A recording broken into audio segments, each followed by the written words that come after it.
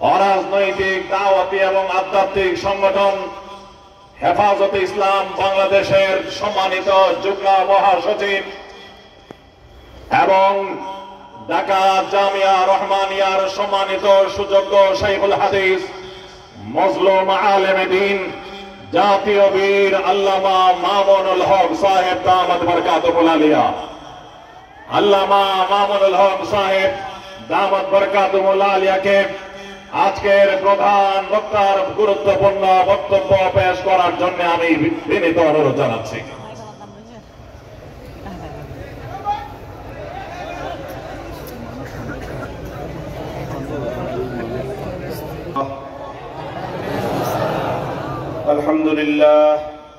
الحمد لله نحمده ونستعينه ونستغفره ونؤمن به ونتوكل عليه ونشهد أن لا إله إلا الله وحده لا شريك له ونشهد أن سيدنا ومولانا محمدا عبده ورسوله صلى الله تعالى عليه وعلى آله وأصحابه وبارك وسلم تسليما كثيرا. أما بعد فأعوذ بالله من الشيطان الرجيم. بسم الله الرحمن الرحيم. ألم تر إلى الذين يزعمون أنهم آمنوا بما أنزل إليك وما أنزل من قبلك يريدون أن يتحاكموا إلى الطاغوت وقد أمروا أن يكفروا به ويريد الشيطان أن يضلهم ضلالا بعيدا. بارك الله لنا ولكم في القرآن العظيم ونفعنا وإياكم بالآيات والذكر الحكيم. اللهم صل على محمد وعلى آل محمد كما صليت على إبراهيم وعلى آل إبراهيم إنك حميد مجيد. اللهم بارك على محمد وعلى آل محمد كما باركت على إبراهيم وعلى آل إبراهيم إنك حميد مجيد. বাংলাদেশের অন্যতম শীর্ষ দ্বীনি বিদ্যাপীঠ, ঐতিহ্যের লালন কেন্দ্র জামিয়া ইসলামিয়া পটিয়ার 85তম আজিমুসান সালানা জলসার 2 দিনের প্রথম দিবসে শেষ লগনে আল্লাহ আমাদেরকে উপনীত করেছেন। হযরত উলামায়ে কেরাম, বুজুর্গানে দ্বীন, আকাবিরিনে দ্বীনের স্মৃতিধন্য এই মাজমা, আল্লাহ পাকের নেহায়াত মেহেরবানি যে তিনি আমাদেরকে এই বরকত পরশিত জামিয়ার পবিত্র অঙ্গনে একত্রিত হওয়ার তৌফিক দিয়েছেন। রব্বে কারীমের দরবারে কালিমাতুশ শুকরের হাদিয়া পেশ করি আলহামদুলিল্লাহ। মুহতারাম হাজিরিন, হযরত উলামায়ে কেরামের কাছ থেকে আপনারা অনেক কথা শুনেছেন। জামিয়া ইসলামিয়ার পটিয়ার মঞ্চে জীবনে প্রথমবারের মতো আপনাদের সাথে কিছু খেতাব করার সৌভাগ্য আমি অর্জন করলাম। এই জামিয়া দীর্ঘদিন ধরে যাতায়াত আল্লামা হারুন ইসলামাবাদী রহমতুল্লাহ আলাইহির সঙ্গে আত্মীয়তার সূত্রে বহুবার এখানে যাতায়াত হয়েছে। আমরা এই জামিয়া ইসলামিয়াকে, জামিয়া পটিয়াকে আমাদের হৃদয়ে ধারণ করি এবং নিজেদের আপন প্রতিষ্ঠান হিসাবেই হৃদয়ের গহীনে এই জামিয়ার জন্য আমরা একটা পুলক এবং ভালোবাসা অনুভব করি। আল্লাহ পাক এই সকল বড় বড় আকাবিরিনদের নসল এবং খানদানকে এবং তাদের ধারাকে পরস্পর সংযুক্ত থেকে আল্লাহর দ্বীনের কার্যক্রম অব্যাহত রাখার তৌফিক দান করেন। আমি আপনাদের সম্মুখে পবিত্র কোরআনে পাকের সূরাতুন নিসার 60 নম্বর আয়াতটি তেলাওয়াত করেছি। সুদীর্ঘ আলোকপাতের সুযোগ নেই, গভীর রাত্রিতে সংক্ষিপ্ত পরিসরে বর্তমান সময়ের আমাদের জাতীয় জীবনের যে গুরুত্বপূর্ণ প্রেক্ষাপট, সেই প্রেক্ষাপটকে সামনে রেখে কিছু কথা আমি আলোচ করব।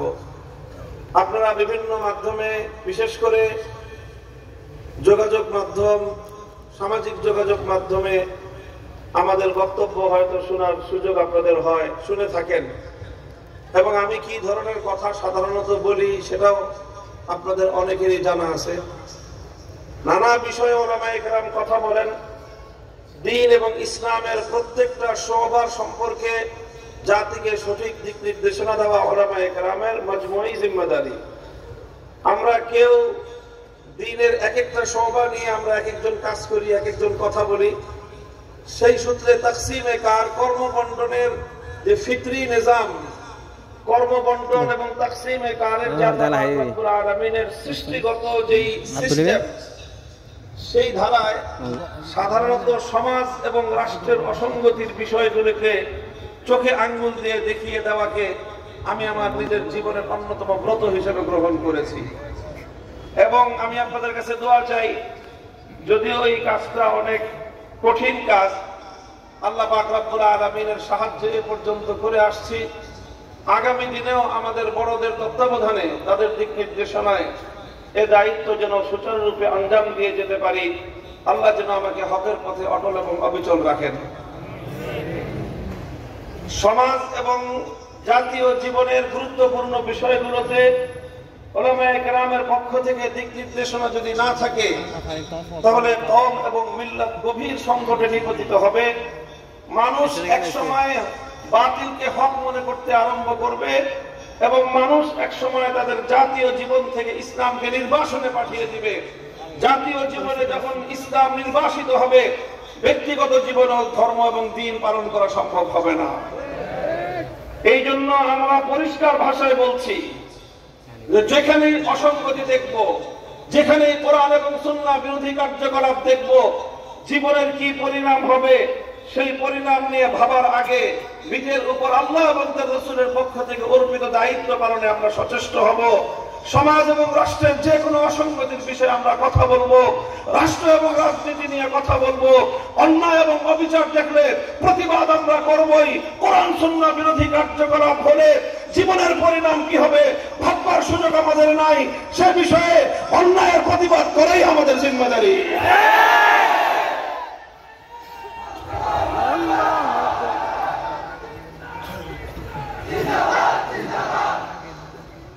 মুহতারাম হাজিরিন, কোরআনে পাকের যে আয়াত আমি আপনাদের সম্মুখে তেলাওয়াত করেছি, এর সংক্ষিপ্ত ভাবার্থ আমি আপনাদের সম্মুখে প্রথম তুলে ধরি। তরজমাটা আল্লাহ বলেছেন এবং বড় আশ্চর্য নিয়ে আল্লাহ বলেছেন, বিস্ময় নিয়ে আল্লাহ বলেছেন যে এটা কিভাবে সম্ভব। আল্লাহ বলেন যে আলাম তারা ইলাল্লাযীনা ইয়াজুমুনা আন্নাহুম আমানু বিমা উনজিলা ইলাইকা ওয়া মা উনজিলা মিন ক্বাবলিকা ইউরিদুনা আন ইয়াতাহাকামু ইলাত তাগুত। আল্লাহ বলেন যে দেখো, আশ্চর্যজনক একটা বিষয়, কিছু মানুষ এমন আছে যারা নিজেদেরকে ঈমানদার বলে পরিচয় দেয়, দাবি করে যে তারা নাকি ঈমানদার, অথচ নিজেরা নিজেদেরকে ঈমানদার বলে দাবি করার পরেও ইউরিদুনা আন ইয়াতাহাকামু ইলাত তাগুত, তারা তাগুতের কাছে বিচার চায়, তারা তাগুতের কাছে সিদ্ধান্ত চায়, তারা তাগুতের কাছে ফয়সালা চায়।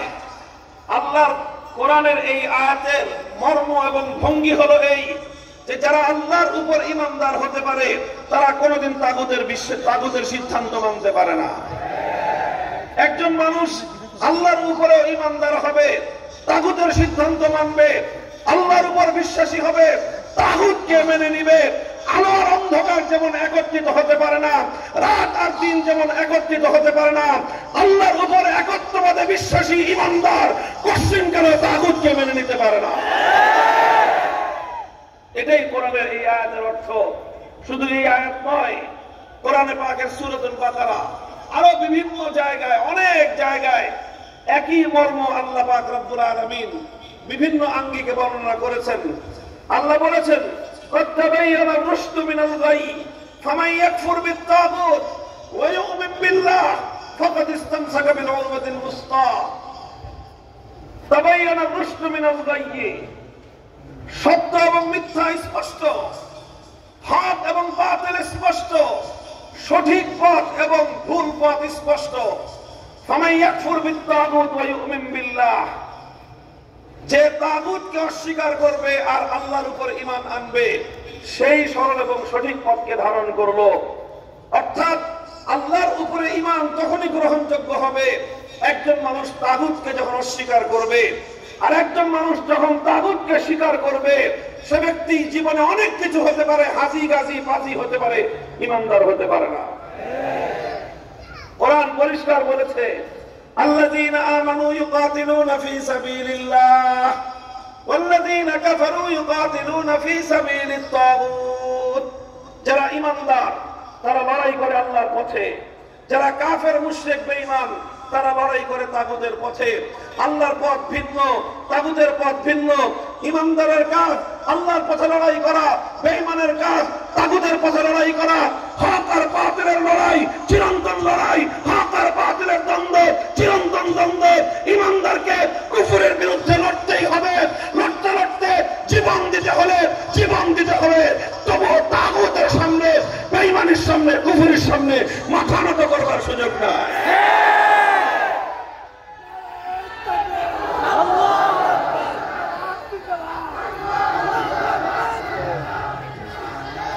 মুহতারাম হাজিরিন, কথার একটা ঐতিহাসিক সূত্র ধরে আমি এই বিষয়ে কিছু কথা বলবো।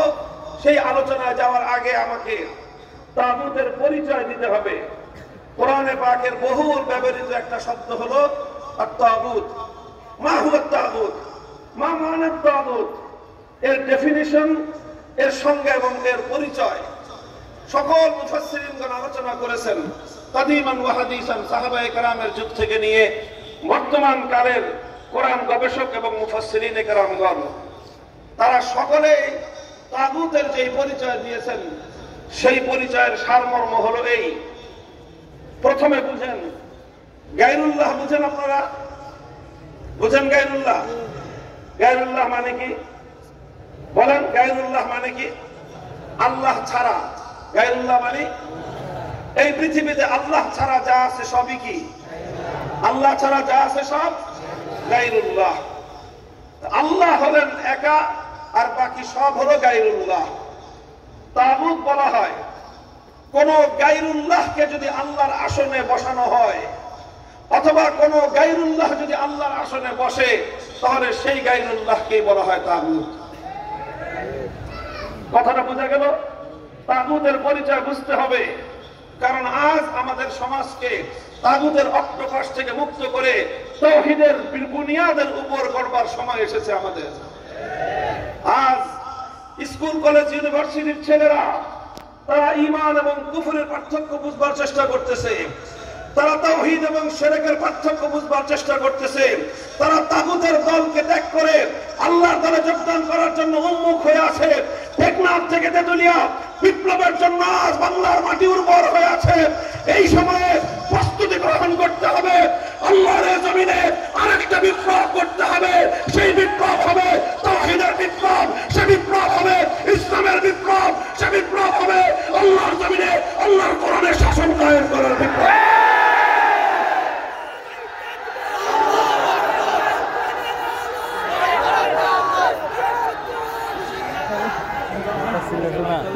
তাহলে তাগুত কাকে বললাম?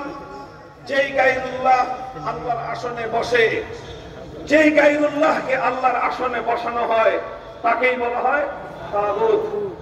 যেমন দৃষ্টান্ত দিলে ভালো করে বুঝবেন, এই মহাবিশ্বের মধ্যে ইবাদতের একমাত্র মালিককে?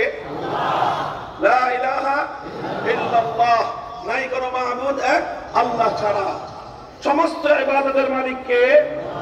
সমস্ত ইবাদতের উপযুক্ত একমাত্র এই ইবাদত যদি কেউ আল্লাহ ছাড়া অন্য কোনো গায়রুল্লাহর জন্য করে তো যেই গায়রুল্লাহর জন্য ইবাদত করা হবে, যেই গায়রুল্লাহ মানুষের কাছ থেকে ইবাদত গ্রহণ করবে সেই গায়রুল্লাহকে বলা হবে তাগুত।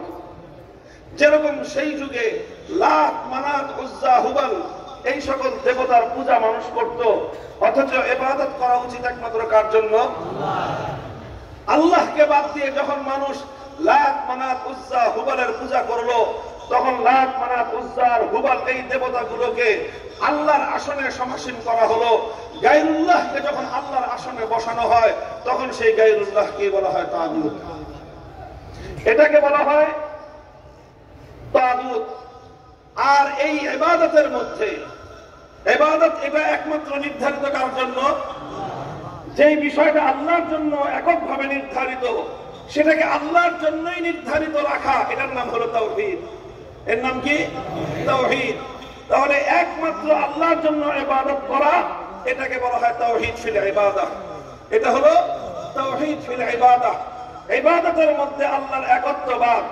ইবাদতের মধ্যে যদি কোনো মানুষ আল্লাহর একত্ববাদকে বিশ্বাস না করে, আল্লাহর একত্ববাদকে যদি স্বীকার না করে, তাওহীদকে যদি স্বীকার না করে, বরং কোন গায়রুল্লাহকে যদি কেউ পূজা করে, একবারের জন্য যদি দুর্গা, সরস্বতী, কালী ইত্যাদি কোন মূর্তির পূজা কেউ কোন ব্যক্তি যদি করে, তাহলে সেই ব্যক্তি 50 বার হজ করতে পারে, ঈমানদার হতে পারে না। কারণ তার মধ্যে তাওহীদ ফিল ইবাদার এই বৈশিষ্ট্য নাই। এবার বুঝেন, ইবাদত যেরকম একমাত্র আল্লাহর জন্যই নির্ধারিত, ইবাদতের আসন একমাত্র আল্লাহর জন্যই সংরক্ষিত, ঠিক তদ্রূপ এই মহাবিশ্বের মধ্যে, সৃষ্টি জগতের মধ্যে বিধান দেওয়া, আইন তৈরি করবার চূড়ান্ত ক্ষমতা, সর্বোচ্চ ক্ষমতা, এটাও আল্লাহ পাক রব্বুল আলামিনের জন্যই নির্ধারিত। আল্লাহ যেই আইন করবেন সেটাই চূড়ান্ত আইন। আল্লাহ যেই বিধান দিবেন, আল্লাহর সেই বিধানের উপরে আর কেউ বিধান তৈরি করতে পারবে না। এইভাবে বিধান দেওয়ার চূড়ান্ত ক্ষমতাকে আল্লাহর জন্য নির্ধারিত করা, এটাকে বলা হয় তাওহীদ ফিল হাকিমিয়া। বিধান দেওয়ার ক্ষেত্রে আল্লাহ পাক রব্বুল আলামিনের তাওহীদকে বিশ্বাস করতে হয়। বিধান দেওয়ার ক্ষেত্রে আল্লাহ পাক রব্বুল আলামিনের তাওহীদ এবং একত্ববাদকে মানতে হয়। যেমনি ভাবে ইবাদতের মধ্যে আল্লাহর একত্ববাদকে মানতে হয়, অন্যথায় একজন মানুষ ঈমানদার হতে পারে না। ঠিক তদ্রূপ বিধান দেওয়ার ক্ষেত্রেও আল্লাহ পাক রব্বুল আলামিনের তাওহীদ এবং একত্ববাদকে মানতে হয়, অন্যথায় একজন মানুষ ঈমানদার হতে পারে না। দুঃখ এবং পরিতাপের বিষয়, আজ মুসলিম সমাজের মধ্যে যেমনটা আল্লাহ বলেছেন কোরআনে পাকের মধ্যে, বড় বিস্ময় নিয়ে, আশ্চর্য নিয়ে, যে বহু মানুষ নিজেদেরকে ঈমানদার বলে দাবি করে, অথচ তারা তাগুতের আইন মানে। তারা নিজেদেরকে ঈমানদার বলে পরিচয় দেয়, অথচ তাগুতের আইনকে বিশ্বাস করে। অর্থাৎ যেমনি ভাবে দুর্গার পূজা করলে একজন মানুষ ঈমানদার হতে পারে না, ঠিক তদ্রূপ তাগুতের আইন মানলেও একজন মানুষ ঈমানদার হতে পারে না।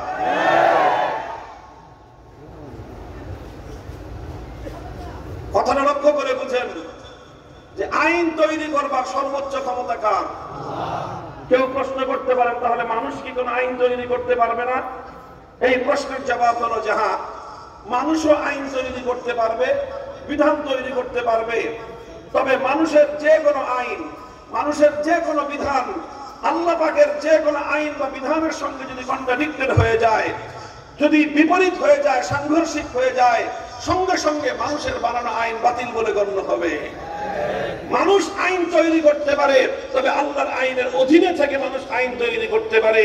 আল্লাহর আইনের বাইরে গিয়ে দুনিয়ার কোন মানুষের জন্য আইন তৈরি করবার অধিকার নাই। যারা আল্লাহর আইনের বাইরে গিয়ে আইন তৈরি করবে, তারা নিজেরা আল্লাহর আসনে নিজেদেরকে বসবার দাবি করবে, আর যে নিজেকে আল্লাহর আসনে অধিষ্ঠিত করবে তাকেই বলা হয় তাগুত। যে নিজেকে বলবে আল্লাহকে বাদ দিয়ে আমার পূজা করো, সে যেরকম তাগুত। যে ব্যক্তি আল্লাহর আইনের বিরুদ্ধে আইন তৈরি করবে, সেও সমপর্যায়ের তাগুত। যেমনি ভাবে মহাবিশ্বের মধ্যে আল্লাহকে ছাড়া অন্য কেউ ইবাদত চাইতে পারে না, ঠিক তেমনি ভাবে সৃষ্টি জগতের মধ্যে আল্লাহর আইনের বাইরে গিয়ে অন্য কেউ আইন তৈরি করতে পারে না। যারাই আইন তৈরি করবে আল্লাহর আইনের বিরুদ্ধে তাদেরকেই বলা হবে তাগুত। যদি কোনো বাদশা আল্লাহর আইনের বিরুদ্ধে আইন তৈরি করে সেই বাদশাকে বলা হবে তাগুত। যদি আল্লাহর আইন তৈরি করে সেই রাষ্ট্রপতিকে বলা হবে তাগুত।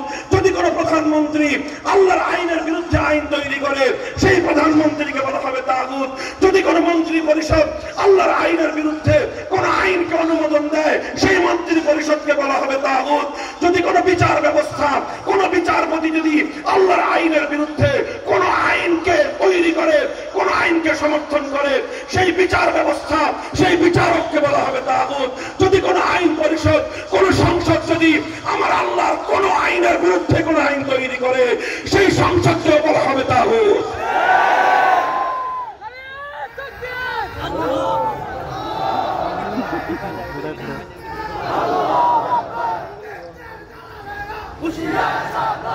ভাই এই বিষয়টা বুঝবার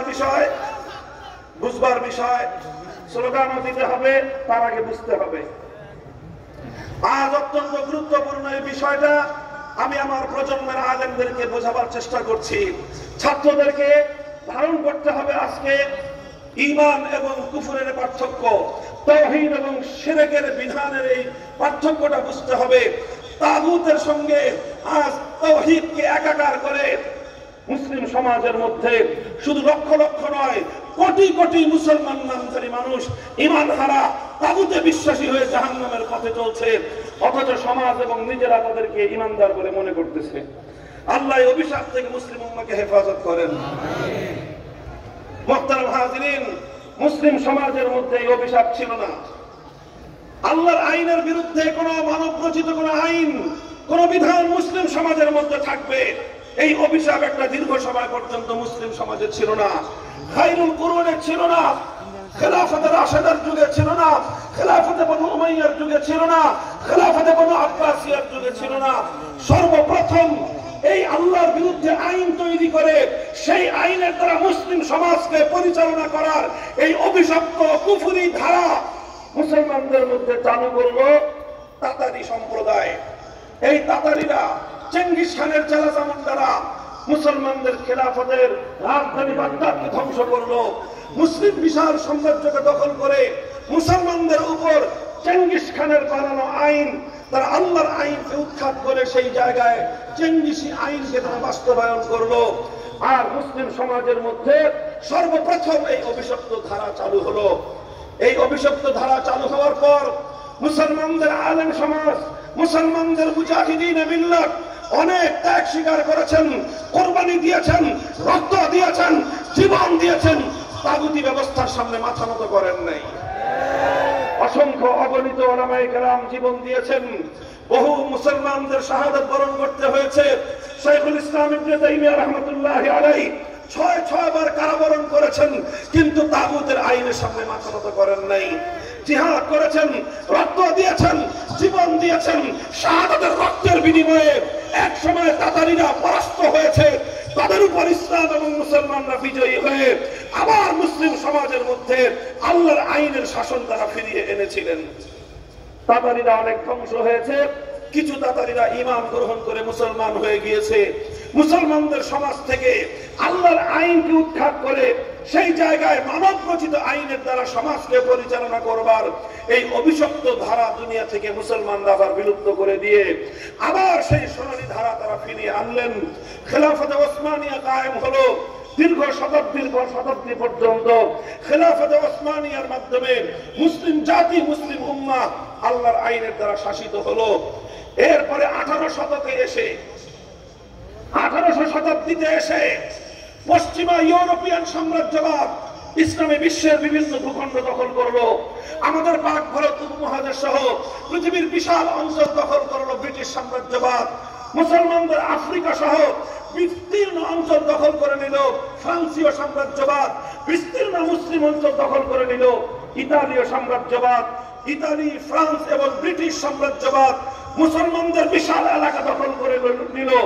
শুধু দখল করে ক্ষান্ত হল না, মুসলিম এই সমাজ থেকে তারা আল্লাহর আইনকে উৎখাত করে ব্রিটিশ প্রবর্তিত আইন, ফ্রান্স প্রবর্তিত আইনের দ্বারা তারা মুসলিম সমাজকে পরিচালনা করতে আরম্ভ করলো।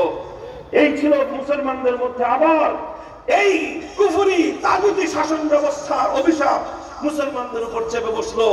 মুসলমানদের উপর যখন এই অভিশাপ চেপে আসলো, এই পাক ভারত উপমহাদেশের শাহ আব্দুল আজিজ মুহাদ্দিস দেহলভী রাহমাতুল্লাহি আলাইহি সর্বপ্রথম সাহসী কণ্ঠে ফতোয়া জারি করলেন যে এই ভারত উপমহাদেশে মুসলমানদের সংখ্যা যতই হোক না কেন, পাক ভারত উপমহাদেশে মুসলমানরা যত নির্বিঘ্নে ইবাদত বندگی নামাজ রোজা হজ যাকাত আদায় করতে পারুক না কেন, কিন্তু যেহেতু মুসলিম সমাজের মধ্যে আল্লাহর আইন কার্যকর নাই, বরং আল্লাহর আইনের পরিবর্তে ব্রিটিশ সাম্রাজ্যবাদ নিজেদের বানানো আইন তারা কার্যকর করে দিয়েছে। সুতরাং যেই সমাজে আল্লাহর আইনের পরিবর্তে মানুষের সমাজ, মানুষের আইন বাস্তবায়িত হয়, সেই সমাজে 100% মুসলমান থাকলেও সেই সমাজকে দারুল ইসলাম বলা যায় না, সেই সমাজকে বলতে হয় দারুল হরব। সুতরাং তিনি ফতোয়া দিলেন ভারতে কোটি কোটি মুসলমান থাকতে পারে, কিন্তু ভারত আর এখন মুসলমানদের বাড়ি নাই, ভারত এটা দারুল হরব হয়ে গিয়েছে। সুতরাং আবার এই দারুল হরব থেকে মানব রচিত ব্রিটিশ প্রবর্তিত আইনকে উৎখাত করে আল্লাহর আইন এই জমিনে ফিরিয়ে আনা সমস্ত মুসলমানদের জন্য ফরজ, আর সেই ফরজ বাস্তবায়ন করবার জন্য জিহাদ করা ফরজে আইন। এই ফতোয়া জারি করলেন শাহ আব্দুল আজিজ মুহাদ্দিস দেহলভী রাহমাতুল্লাহি আলাইহি। শুরু হলো প্রস্তুতি আল্লাহর আইনকে আবার ফিরিয়ে আনবার জন্য। মুসলমানরা যা ছিল তাই নিয়ে সংগ্রামের প্রস্তুতি নিলেন। 1831 সালে বালাকোটের রণাঙ্গনে সৈয়দ আহমদ রহমতুল্লাহি আলাইহির নেতৃত্বে বালাকোটের জিহাদ হলো। বালাকোটে আল্লাহর আইন দুনিয়াতে আবার ফিরিয়ে আনবার জন্য তারা সংগ্রামে নিয়োজিত হলেন, জিহাদ করলেন, রক্ত দিলেন, জীবন দিলেন, শাহাদাত বরণ করলেন। কিন্তু ব্রিটিশ আইনের সামনে বালাকোটের শহীদরা মাথা নত করেন নাই, শাহাদাত বরণ করলেন। তারা আল্লাহর আইন ফিরিয়ে আনতে পারলেন না। তখন আবার নতুন করে আবার প্রস্তুতি শুরু করলেন। আবার প্রস্তুতি নিতে নিতে আসলো 1857 সাল। 1857 সালে হাজী ইমদাদুল্লাহ মুহাজির মক্কি রাহমাতুল্লাহি আলাইহি সাইয়্যিদুত তায়েফা, আমাদের সকল সিলসিলার পীর বলা হয় যাকে, আমরা শুধুমাত্র তাকে পীর হিসেবে জানি। আমরা শুধুমাত্র হাজী ইমদাদুল্লাহ মুহাজির মক্কিকে সাইয়্যিদুত তায়েফা হিসেবে জানি। কিন্তু তিনি যেমন মুসলমানদের জন্য সকল পীরদের পীর এবং সাইয়্যিদুত তায়েফা ছিলেন, ঠিক তেমনি ভাবে তিনি থানা ভবনকে কেন্দ্র করে একটা খেলাফতের ঘোষণা দিয়েছিলেন, আর তিনি ছিলেন সেই খেলাফতের আমিরুল মুমিনিন। হাজী ইমদাদুল্লাহ মুহাজির মক্কি রাহমাতুল্লাহি আলাইহি আমিরুল মুমিনিন হলেন। তিনি একটা খেলাফত ঘোষণা করলেন। তার প্রধানমন্ত্রী ছিলেন কাসেম নানুতুবি রাহমাতুল্লাহি আলাইহি।